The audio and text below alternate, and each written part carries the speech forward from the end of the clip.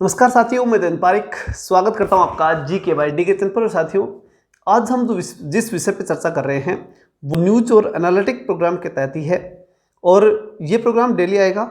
इसमें हम राष्ट्रीय अंतर्राष्ट्रीय विषय के संबंधित जो भी न्यूज है उसका एनालिसिस करेंगे, न्यूज को समझने का प्रयास करेंगे, उस दिन की सबसे महत्वपूर्ण न्यूज। ठीक है, आज की जो अंतर्राष्ट्रीय न्यूज है वो है डोकलाम विवाद को लेकर के। डोकलाम विवाद 2017 में हुआ था और उस विवाद से लेकर आज तक जो स्थिति बनी उसमें एक आज की तारीख में एक बड़ा डेवलपमेंट हुआ।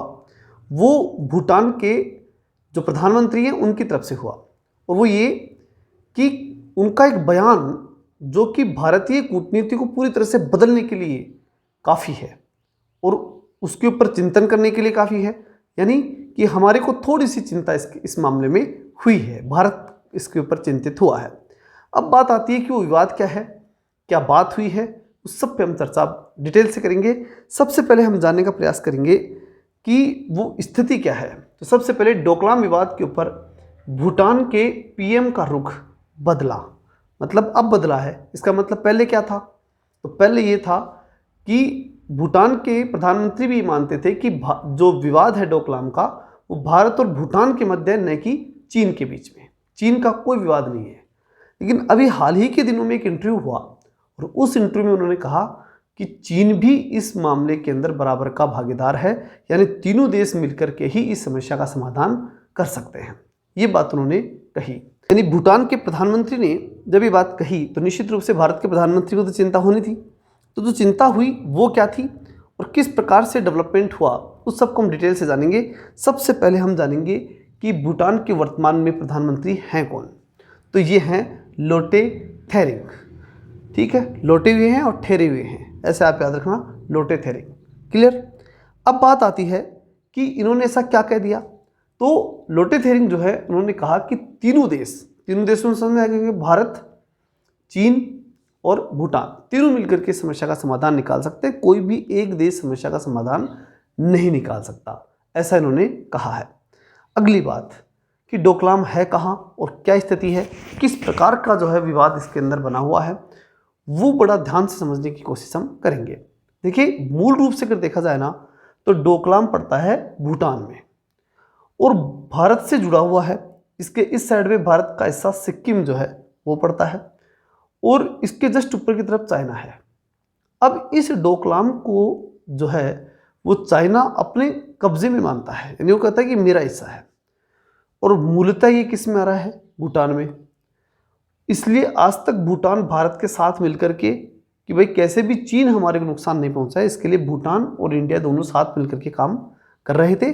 और इस मामले को भी इन्होंने द्विपक्षीय कहा और ये कहा कि चाइना को इससे कोई लेना देना नहीं होना चाहिए। तो आज तक की स्थिति स्पष्ट थी कि भारत और भूटान साथ में है डोकलाम को लेकर के। लेकिन आज स्थिति बदल गई कि भूटान के प्रधानमंत्री ने कहा कि नहीं, तीनों मिलकर के समस्या का समाधान करेंगे। तो फिर अगला डेवलपमेंट किसको लेकर के हुआ कि भारत की चिंता जो थी वो क्या थी, यानी इस विषय को लेकर के भारत की चिंता क्या बन गई। अब चिंता है क्या? तो चिंता यही है कि जो चीन आज तक जिस चीन को इस विवाद में हम नहीं लेके आए थे वो ऑटोमेटिक ही इस विवाद के अंदर आ गया और अब वो अपनी बात रखेगा। अब उससे समस्या तो नहीं होनी चाहिए हमारे को, लेकिन चूंकि वो जो रखेगा वो अपने हित के हिसाब से रखेगा, हमारे हित के हिसाब से बिल्कुल भी नहीं रखेगा। तो क्या रखेगा वो तो हम आगे जानेंगे। पहले हम ये देख लेते हैं कि भारत की चिंता मुख्य रूप से क्या है। इसकी वजह यह है कि भारत डोकलाम में चीन के किसी भी दावे को नहीं मानता। चीन का कोई दावा नहीं है, ये बात भारत कहता है। और चूंकि अब जैसे ही 3 देशों की बात भूटान के प्रधानमंत्री ने कही, ऑटोमेटिक ही क्या आ गया, ऑटोमेटिक जो है वो चीन का दावा सामने आ गया।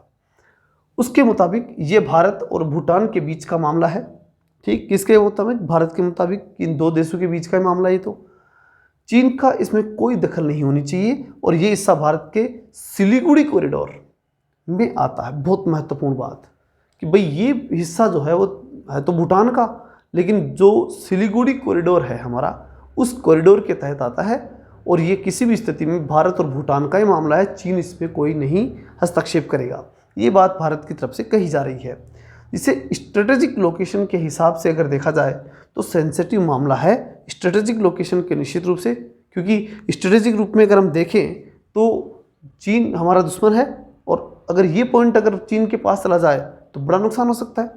अगर भूटान ये कह दे कि ठीक है ये चीन के साथ भी उतना ही संबंधित है जितना भारत के साथ, तो बड़ा नुकसान हमें स्ट्रेटजी की हो सकता है।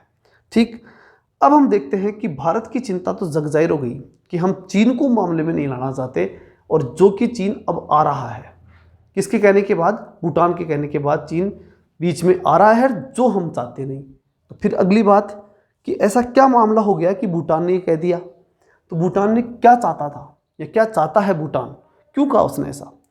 वो इसलिए चाहता है कि वो देखता है कि अगर तीनों मिलकर के समस्या का समाधान कर देंगे तो परमानेंट सोल्यूशन हो जाए। नहीं, अगर भारत और भूटान समस्या का समाधान करेंगे तो फिर चीन बीच में आएगा। तो इसलिए वो चाहता है कि तीनों ही मिलकर समस्या का समाधान कर दें। ठीक, अगली बात कि चीन क्या चाहता है? चीन ये चाहता है कि जो क्षेत्र, यानी जो क्षेत्र की हमने बात की थी अभी कौन से, डोकलाम की, उस डोकलाम से 7 किलोमीटर नीचे तक भारत के सक जाए। अब भारत जब 7 किलोमीटर नीचे किसकेगा तो ऊपर वाला हिस्सा किसके हाथ में चला गया, चीन के हाथ में।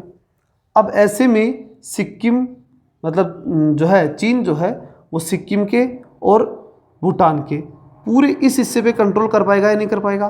निश्चित रूप से कर पाएगा। तो सामरिक रूप से बड़ा नुकसान भारत को हो सकता है।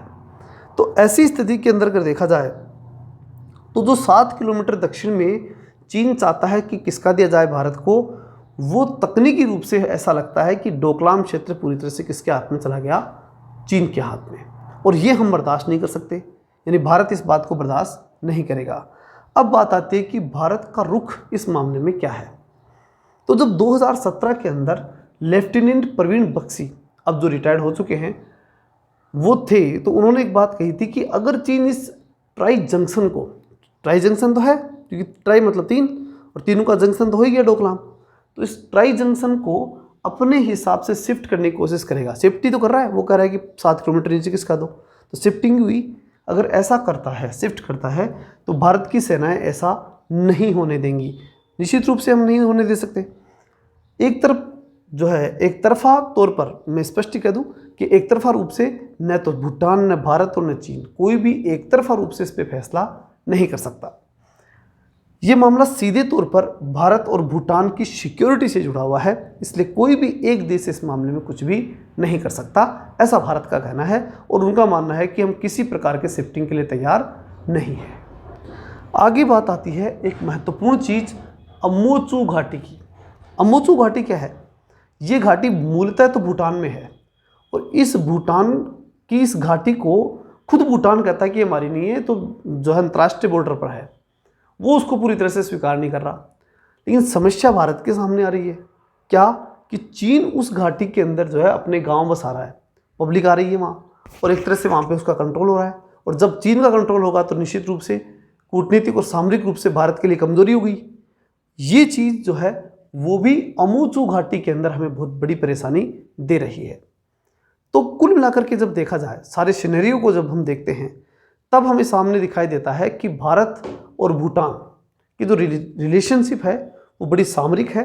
अगर इन दोनों को सही रूप से हैंडल नहीं किया गया, डोकलाम का विवाद सही रूप से टैकल नहीं किया गया, तो भारत चीन के साथ जो है काफ़ी विवादित स्थिति में चला जाएगा और भारत को बड़ा सामरिक नुकसान जो है हो सकता है। लेकिन हमें विश्वास है कि हमारे विदेश मंत्री एस जयशंकर साहब बहुत अच्छे काम कर रहे हैं। पूरे वैश्विक स्तर पर देखा जाए तो हर देश से उन्होंने अच्छे शानदार रिलेशनशिप रखे हैं, तो इस मामले को भी आसानी से वो सुलझा लेंगे, ऐसा विश्वास है। चलिए मिलते हैं एक नए और शानदार वीडियो के साथ और उसी में नई जानकारियों के साथ। ठीक है, तब तक के लिए जय हिंद, जय भारत।